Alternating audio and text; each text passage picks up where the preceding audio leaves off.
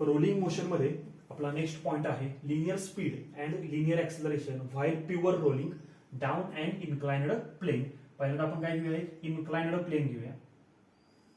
So this is inclined plane and this inclined plane making an angle theta with the horizontal surface. Okay, आणि ह्या inclined plain वरती आपण काय घेणार, त्याच्या टॉप मोस्ट पॉइंटला एक रिजिड बॉडी घेणार. So this is the rigid body having mass m and radius r. Okay, आणि हिथून ह्या बॉडीला आपण रिलीज करायचं. रिलीज केल्यानंतर ही बॉडी कुठं पोहोचणार, बॉटमला,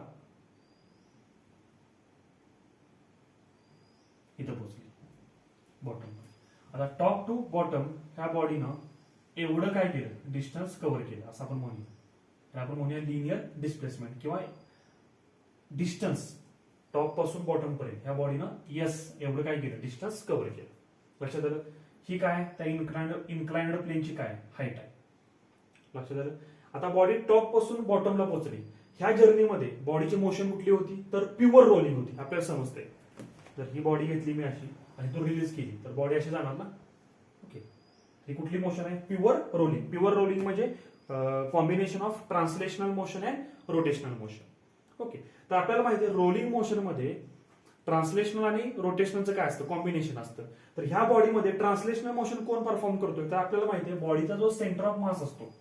जशी बॉडी तुमची रोलिंग मोशन परफॉर्म करेल तर सगळे पार्टिकल काय होतात, सर्कलमध्ये किंवा रोटेशनल मोशन परफॉर्म करतात. फक्त हा जो पार्टिकल आहे सेंटर ऑफ मास सेंटरचा, तोच फक्त स्ट्रेट लाईन ट्रॅव्हल होतोय. म्हणजे सेंटर ऑफ मास जवळ कुठली व्हेलॉसिटी असणार आहे, लिनियर व्हेलॉसिटी असणार आहे किंवा लिनियर स्पीड असणार आहे. आणि तेच आपल्याला विचारले. समजतंय. Okay,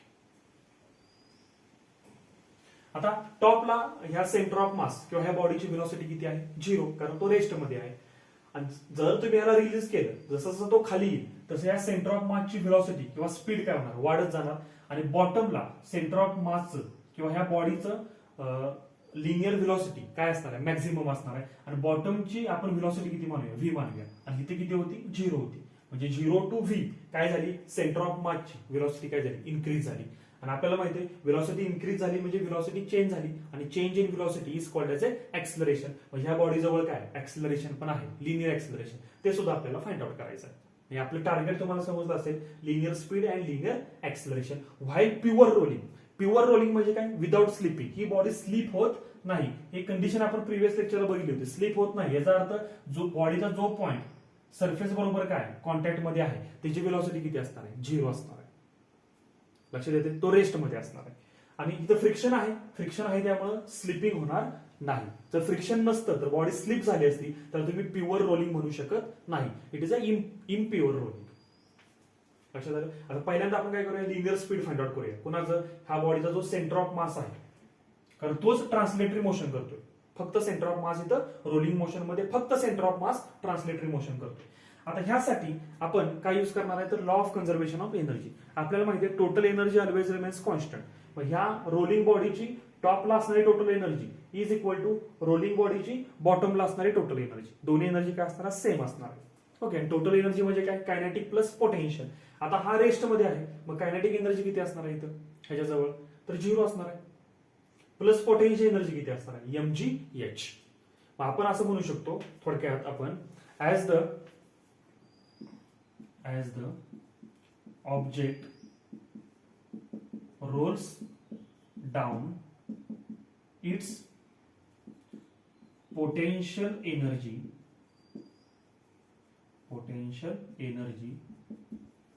converts into kinetic energy. त्याची पोटेन्शियल एनर्जी कायनेटिक एनर्जी मध्ये कन्वर्ट होणार. पण कुठल्या कायनेटिक एनर्जी मध्ये, हा क्वेश्चन आहे. का, तर कायनेटिक एनर्जी 3 प्रकारची असतात. Translational kinetic energy, rotational kinetic energy आणि रोलिंग कायनेटिक एनर्जी. आता ही बॉडी कुठली मोशन परफॉर्म करत आहे, तर रोलिंग मोशन परफॉर्म करत आहे. रोलिंग बॉडी आहे ना, मग ह्याच्याजवळ कुठली कायनेटिक एनर्जी असणार आहे, रोलिंग कायनेटिक एनर्जी असणार आहे. आणि आपल्याला माहिती आहे rolling kinetic energy is equal to translational kinetic energy plus rotational kinetic energy. हे प्रिव्हियस लेक्चरला झाले, थोडक्यात सांगतो.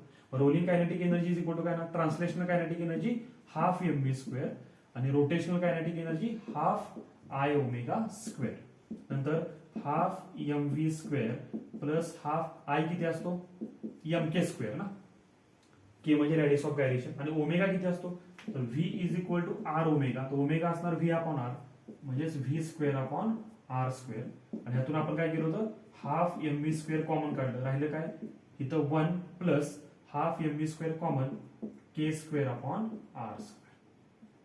So this is rolling kinetic energy. हे थोडं जरा स्पीड मध्ये सांगितलं कारण हे प्रिव्हियस लेक्चर मध्ये आपलं झालेलं आहे, ते रिपीट करण्याची काही गरज नाही. So this is the rolling kinetic energy. जशी बॉडी खाली येणार तशी त्याजवळ कुठली एनर्जी असणार आहे रोलिंग कायनेटिक एनर्जी. ओके, ह्या ठिकाणी रोलिंग कायनेटिक एनर्जी किती असणार आहे 0 असणार आहे कारण बॉडी रेस्ट मध्ये आहे, बॉडी रेस्ट मध्ये असेल तर व्हेलॉसिटी 0 असते. मग आपण काय म्हणूया as the object rolls down its potential energy converts into rolling kinetic energy. Potential energy किती असते mgh, ती रोलिंग कायनेटिक एनर्जी मध्ये काय झाली कन्वर्ट झाली. This is the law of conservation of energy.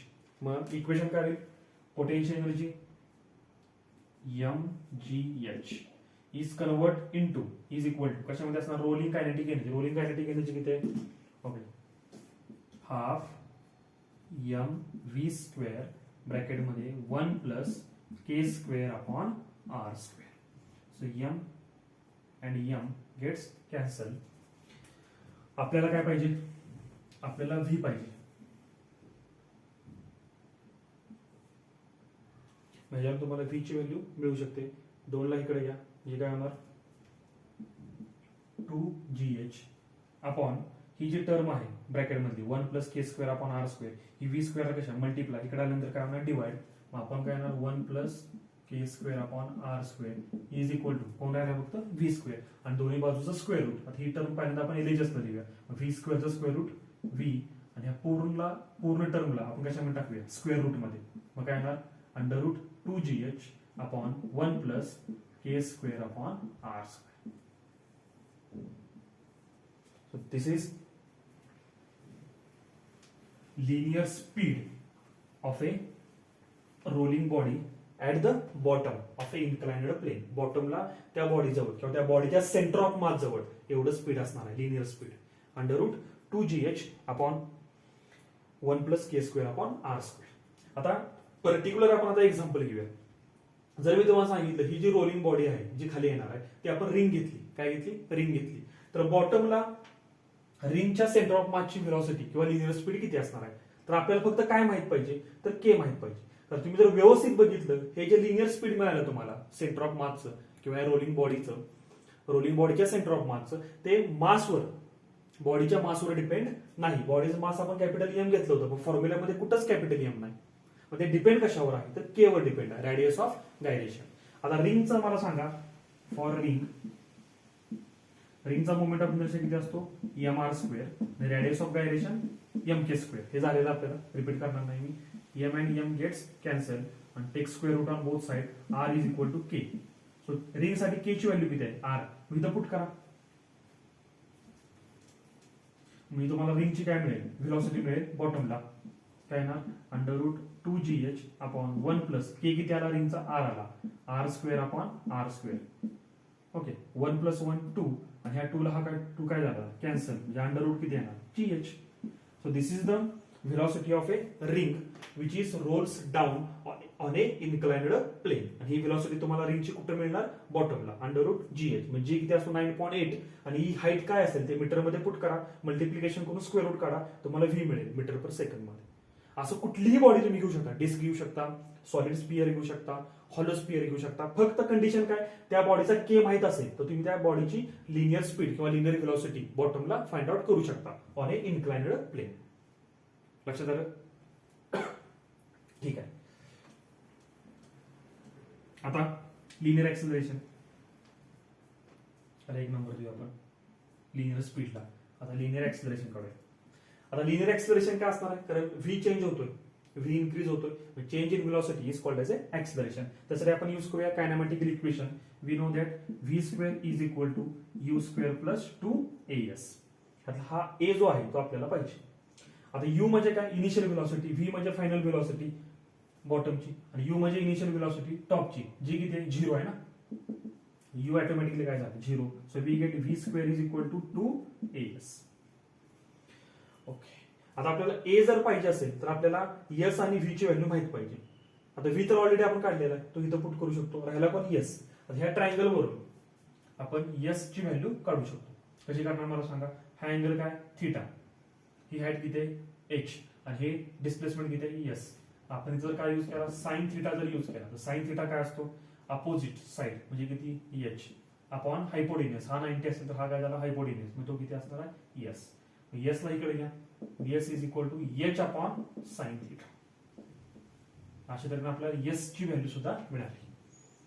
ठीक आहे, पुट करूया व्ही स्क्वेअर.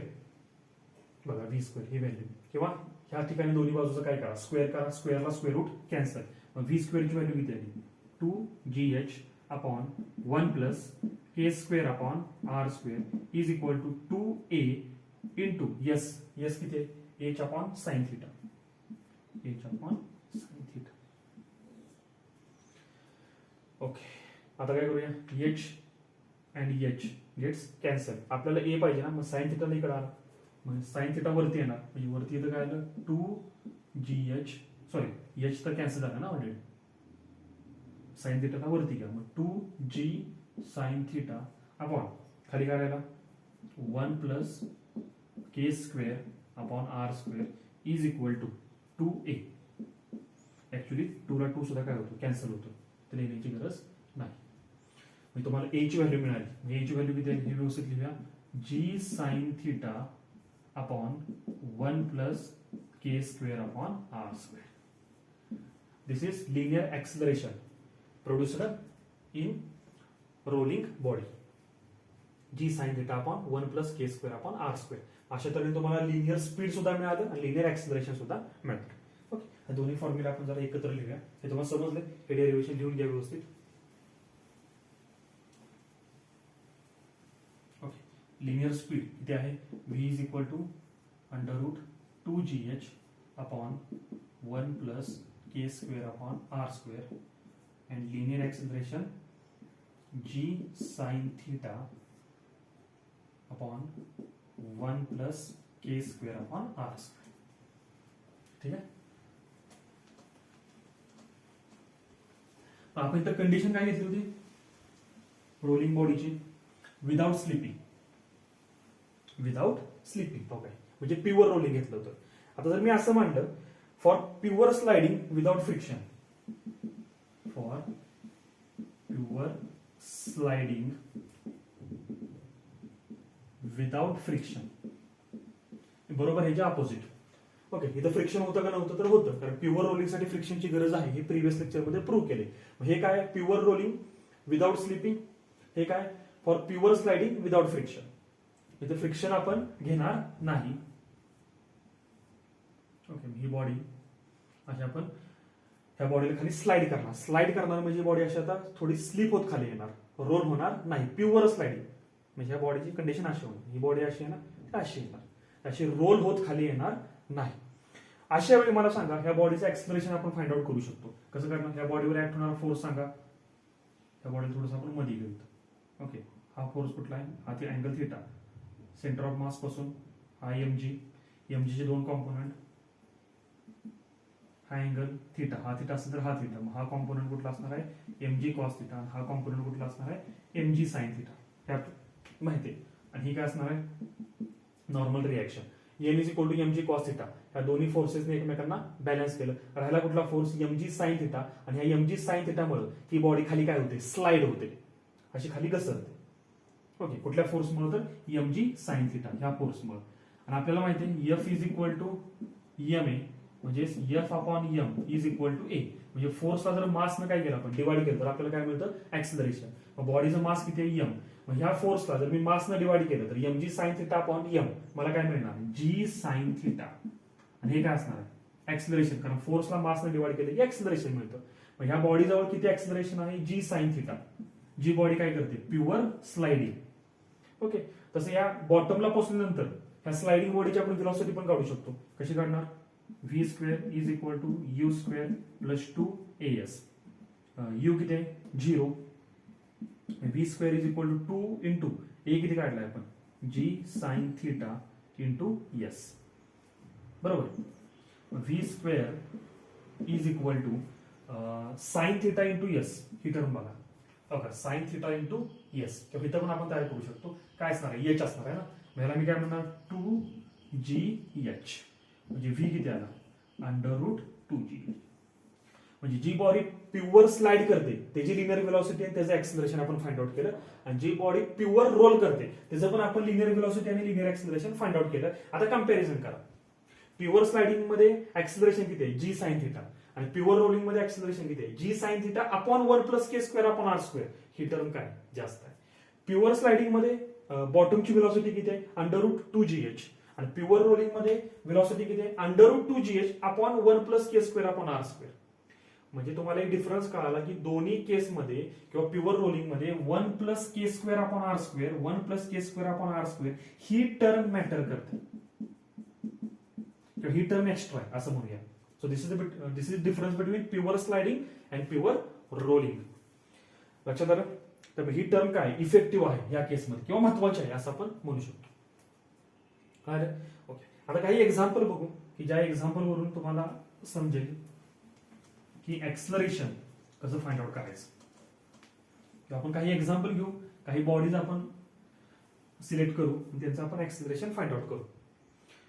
ओके. आता समजा मी काय घेतला असा इन्क्लाइंड सरफेस घेतला बरोबर समजतंय बघा. आणि ह्या इन्क्लाइंड सरफेस वरती मी 4 प्रकारच्या बॉडीज घेतल्या. एक रिंग घेतली एक डिस्क घेतली. आता हे तुम्हाला समजता येईल बघा. इथं समजा मी काय घेतली रिंग. ओके त्याला मी रिंग म्हणतो आर म्हणजे रिंग. नंतर मी काय घेतली डिस्क घेतली ही डिस्क. नंतर मी हॉलो स्पियर घेतला समजून घ्या. तर मध्ये डॉट काढतो ह्याला आपण हॉलो स्पियर म्हणूया HS. आणि नंतर मी काय घेतला सॉलिड स्पियर घेतला त्याचा भरीव. समजून घ्या फक्त डायग्राम का मी व्यवस्थित काढलेला आहे. दिस इज सॉलिड स्पियर SS. ठीक आहे. आणि या चारही बॉडीची स्पेशालिटी काय की चौघांची रॅडियस काय सेम आहे.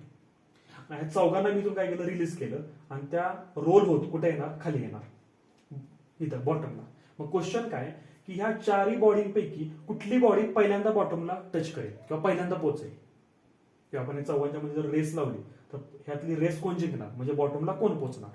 आता हे डिपेंड कशावर आहे ऍक्सिलरेशनवर किंवा बॉटमच्या व्हेलॉसिटीवर. म्हणजे ज्या बॉडीमध्ये ऍक्सिलरेशन काय असेल जास्त असेल ती बॉडी काय होणार लवकर बॉटमला पोहोचणार. आता ह्या बॉडीमध्ये कुठल्या बॉडीमध्ये किती ऍक्सिलरेशन आहे हे काढण्यासाठी आपल्याकडे फॉर्म्युला आहे. ह्या फॉर्म्युलाचा यूज करून आपण प्रत्येकाचं ऍक्सिलरेशन फाइंड आउट करू शकतो आणि ज्या बॉडीचं ऍक्सिलरेशन जास्त आहे ती बॉडी बॉटमला पहिल्यांदा पोहोचणार. समजलं. ओके. मग सेपरेटली आपण चारही बॉडीचं ऍक्सिलरेशन फाइंड आउट करूया. कसं फाइंड आउट करायचं फक्त के माहित पाहिजे. जसं रिंगचा के किती असतो R असतो तुम्हाला ऍक्सिलरेशन मिळेल. ठीक आहे. तसं डिस्कचा के पुट करा हॉलो स्पियरचा आणि सॉलिड स्पियरचा पुट करा. आणखी एक मेथड आहे म्हणजे थोडक्यात मेथड आहे शॉर्टकट आहे. मला सांगा रिंगचा मोमेंट ऑफ इनर्शिया किती असतो m² हे आपल्याला माहिती. ओके. आणि in terms of radius of gyration तो किती असणार आहे mk² moment of inertia. Okay. ह्याच्यावरून तुम्हाला के ची व्हॅल्यू किती मिळाली R बरोबर. हे रिंगसाठी झालं. नंतर फॉर डिस्कचा मोमेंट ऑफ इनर्शिया किती असणार आहे mr²/2 and in terms of radius of gyration moment of inertia of a disk is mk². म्हणजे जर कंपॅरिझन केलं तर m ला m कॅन्सल मग r²/2 is equal to k². So तुम्हाला ह्याच्यावरून k सुद्धा मिळू शकतो. k किती मिळणार r/√2 किंवा तुम्हाला k²/r² सुद्धा मिळेल. r² तिकडे पाठवा किती मिळणार 1/2. ओके. ह्या ठिकाणी के काढण्याऐवजी आपण काय काढूया k²/r². m ला m कॅन्सल r² ने डिवाइड करा तिकडे किती राहिला 1. So k²/r² is equal to 1. समजलं. अजून एक एक्झाम्पल घेऊ तुम्हाला समजण्यासाठी. Hollow sphere. ओके. हॉलो स्पियरचा मोमेंट ऑफ इनर्शिया 2/3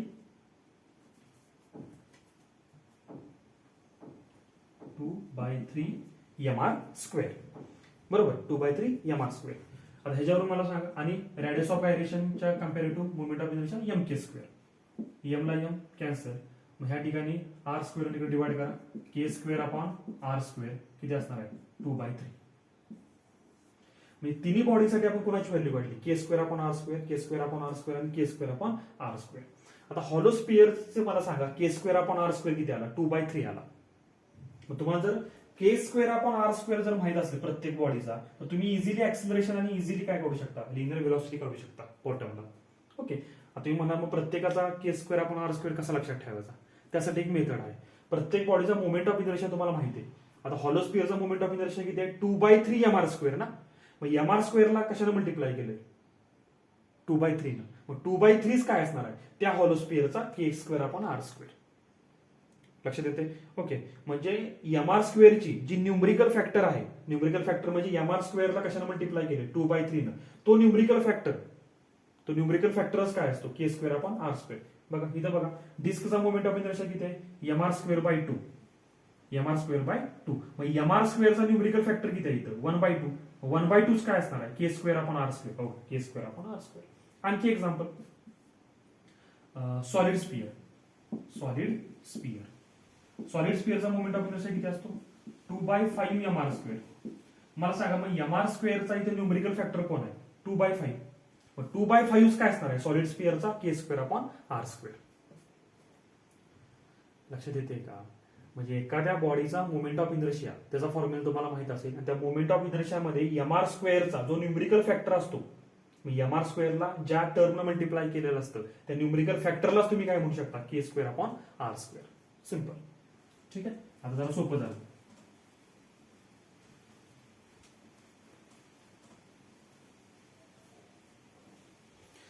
ठीक आहे, पहिल्यांदा कुठली बॉडी घेऊया, रिंग. रिंगसाठी आपल्याला ए काढायचा आहे. रिंगचा moment of inertia mr square. आता mr स्क्वेअरचा न्यूमरिकल फॅक्टर इथं काहीच नाही म्हणजे किती असणार आहे, 1 असणार आहे. देअरफॉर रिंगसाठी K square upon R square किती असणार आहे, 1. मग ह्या फॉर्म्युल्यात पुट करा. Therefore a is equal to g sine theta upon 1 plus K square upon R square किती, 1. 1 प्लस 1 2. एक्सप्रेशन किती असणार आहे, हाफ जी साइन थिटा. कोणासाठी, रिंगसाठी. सिमिलर 2 नंबरला कोण आहे,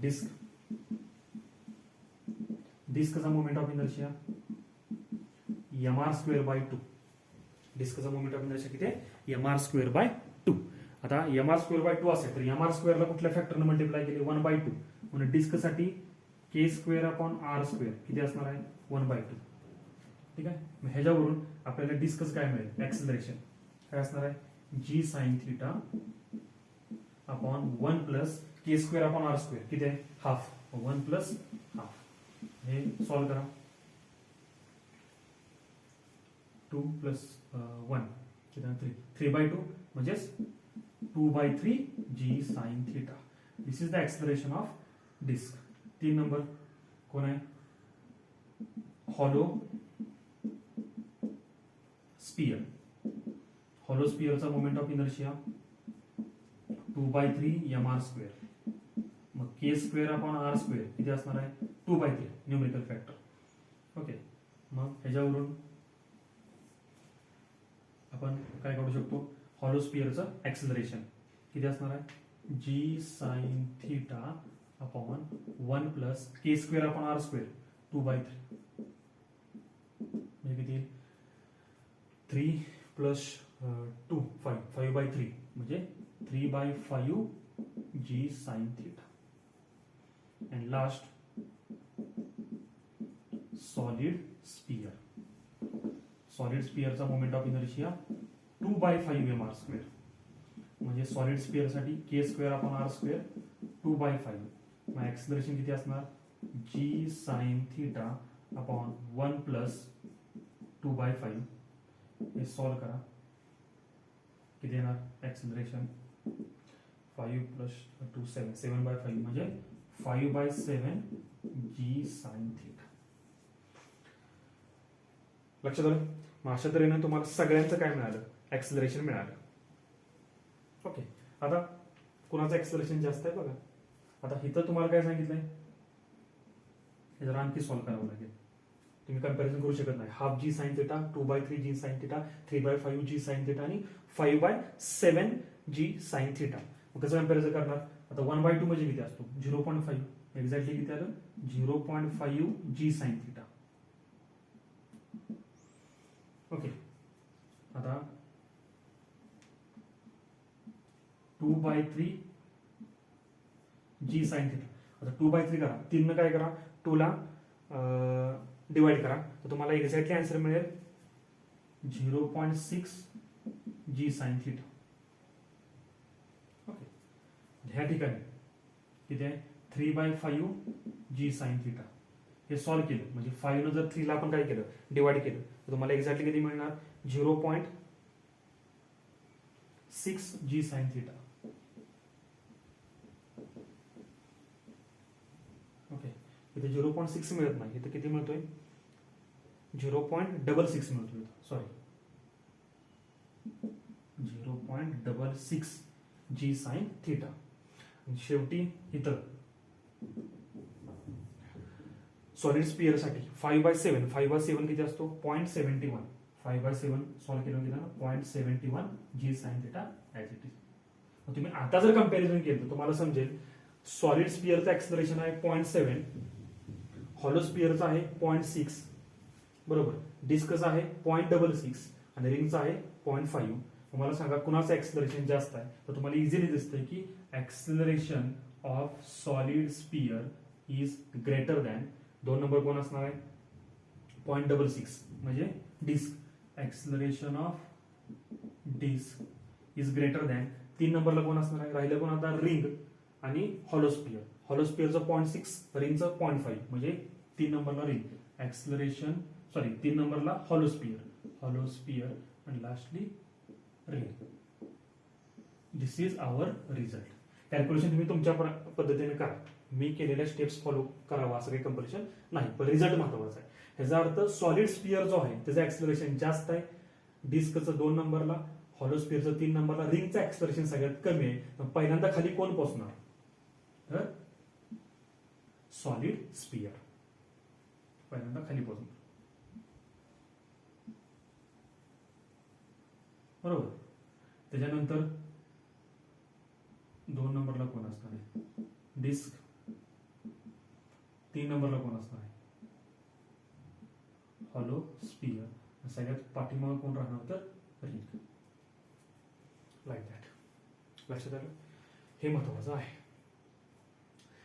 आता ह्याच फॉर्म्युल्यावर तुम्ही प्रत्येकाची व्हेलॉसिटी सुद्धा काढू शकता, कारण k² आपण r² तुम्हाला प्रत्येकाचा माहित झालाय.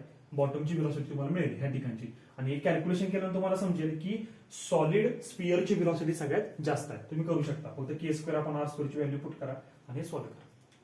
लक्षात आलं? ओके, आणखी एक छोटासा पॉईंट राहिलाय तो घेऊया. अगोदर हे सगळं क्लिअर झालंय का बघा. ओके, आता पुढच्या पॉईंट जो आहे त्यामध्ये आपण आता कायनेटिक एनर्जीचा रेशो घेणार आहे. आपल्याला माहिती 3 प्रकारचे कायनेटिक एनर्जी असतात. Translational kinetic energy, half mv², rotational kinetic energy, half I⍵². आणि दोघांची ऍडिशन करून आपण कुठली कायनेटिक एनर्जी फाइंड आउट केली होती? रोलिंग कायनेटिक एनर्जी, जी किती आली होती? Half mv². आठवते का बघा, 1 + k²/r². बरोबर. आता पहिल्यांदा आपण काय करूया, ट्रान्सलेशनल कायनेटिक एनर्जी आणि रोलिंग कायनेटिक एनर्जीचा रेशो घेऊया. का तर एक बॉडी ज्यावेळी अशी रोल होत खाली येते, रोलिंग मोशन करते, त्यावेळी त्याजवळ रोलिंग कायनेटिक एनर्जी असणार आहे. रोलिंग कायनेटिक एनर्जी म्हणजे काय? ट्रान्सलेशनल कायनेटिक एनर्जी आणि रोटेशनल कायनेटिक एनर्जी. म्हणजे त्या बॉडीजवळ जी टोटल एनर्जी असेल, टोटल म्हणजे कुठली? रोलिंग एनर्जी, ती 2 एनर्जी मध्ये डिस्ट्रीब्यूट झालेली असते. थोडीशी एनर्जी तो पुढे येण्यासाठी म्हणजे ऍज ए ट्रान्सलेशनल मोशनसाठी यूज करतो, आणि थोडी एनर्जी तो रोटेट होण्यासाठी म्हणजे as a rotational kinetic energy म्हणून यूज करतो. आणि ह्या दोघांचं कॉम्बिनेशन केलं तुम्हाला हे मिळणार आहे. आपण काय करूया, पहिल्यांदा ट्रान्सलेशनल कायनेटिक एनर्जीचं रोलिंग बरोबर कम्पेअर करूया. मग काय होणार?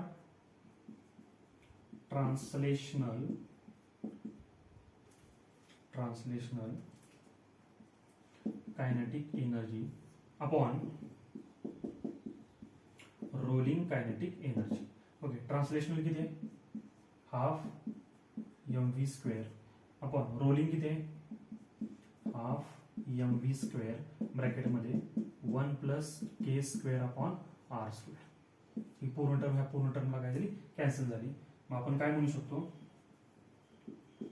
Translational kinetic energy as to rolling kinetic energy is equal to, वरती कोण राहिला न्यूमरेटरला? 1 ॲज टू, खाली कोण राहिला? 1 plus K square upon R square. Translational kinetic energy as to rolling kinetic energy. As to म्हणजे दोघांचा रेशो आहे. 1:1 plus K square upon R square. Similar हेच आपण कोणासाठी करू शकतो? 2 नंबरला रोटेशनलचं रोलिंग बरोबर. Rotational kinetic energy upon rolling kinetic energy. आता रोटेशनल कायनेटिक एनर्जी किती असते? Half I omega square. हे सॉल्व्ह केल्यानंतर आय किती असतो? एम के स्क्वेअर ना, आणि ओमेगा किती असतो? व्ही अपॉन आर, म्हणजे V square upon R square. ही झाली रोटेशनल कायनेटिक एनर्जी. किती आहे बघा? Half M K square V square upon R square. ते दिसत आहे का बघा जरा. ओके, हे दिसत नाही, थोडं येतो. Half M V square, sorry half M K square V square upon R square upon rolling kinetic energy. आता रोलिंग कायनेटिक एनर्जी किती आहे ते तुम्हाला बोर्डवरती दिलेली आहे, तुम्ही सुद्धा सॉल्व्ह करू शकता. बघा, रोलिंग कायनेटिक एनर्जी ही कुठली आहे? Rotational. Rotational upon rolling. Rolling किती आहे? Half M V square 1 plus K square upon R square. आता हाफला हाफ कॅन्सल, एमला एम कॅन्सल, व्ही स्क्वेअरला व्ही स्क्वेअर कॅन्सल. मग आपण काय म्हणणार? Rotational kinetic energy as to rolling kinetic energy. वरती किती राहिलं? K square upon R square. K square upon R square as to, खाली काय राहिला? फक्त 1 plus K square upon R square. हे तर कॅन्सल झालं. So this is the ratio between rotational kinetic energy आणि रोलिंग कायनेटिक एनर्जी. रोलिंग दोन्ही ठिकाणी तेच आलं बघा, 1 plus K square upon R square. आता या दोन्ही बॉक्सला किंवा दोन्ही इक्वेशनला जर मी कम्पेअर केलं तर मला तिघांच्या मधलं रिलेशन मिळेल, तिघांचा रेशो मिळेल. ट्रान्सलेशनल, रोटेशनल आणि रोलिंग. ओके, मग तिघांचा रेशो घेऊया. आता काय ना, translational kinetic energy as to, आपली जागा कमी पडेल, इथून लिहूया आपण. Translational kinetic energy as to rotational kinetic energy as to rolling kinetic energy is equal to, तिघांचा रेशो किती? Translational kinetic energy 1 as to rotational किती आहे? K square upon R square as to rolling 1 plus K square upon R square. This is the final result. आणि तुम्ही हा result लक्षात ठेवायचा, proof नाही लक्षात ठेवलं तरी चालेल. ट्रान्सलेशनल, रोटेशनल, रोलिंग ह्या तिघांचा ratio 1:2 K square upon R square as to 1 plus K square upon R square. आता हे जर तुम्ही लक्षात ठेवलं पण सोपं आहे का? ही ट्रान्सलेशनल आणि ही रोटेशनल, दोघांची ऍडिशन केल्यानं तुम्हाला काय मिळणार आहे? रोलिंग. आणि तेच आपण ऑलरेडी बघितलेलं आहे. म्हणून 1 plus K square upon R square. बघा, फायनल रिझल्ट तोच आहे. आता तुम्हाला काय सांगितलं? जर तुम्हाला एक्झाम्पल दिलं, तुम्हाला जर सांगितलं की तुमच्याकडं हॉलो स्पियर आहे. कुठला स्पियर आहे? हॉलो स्पियर आहे. आणि त्या हॉलो स्पियर साठी काय करा? त्या तिन्ही कायनेटिक एनर्जीचा रेशो फाइंड आउट करा. तर आपल्याला माहिती आहे हॉलो स्पियरचा मोमेंट ऑफ इनर्शिया हा किती असतो? 2/3 mr स्क्वेअर. म्हणजे हॉलो स्पियर साठी के स्क्वेअर अपॉन आर स्क्वेअर किती असणार आहे? 2/3 असणार आहे. हे झालंय आपलं ऑलरेडी. ह्याच्यावर तुम्ही काय करू शकता? ह्या तीन एनर्जीचा काय काढू शकता? रेशो काढू शकता. कोणासाठी? हॉलो स्पियर साठी. ते मी ह्या ठिकाणी फाइंड आउट करतो.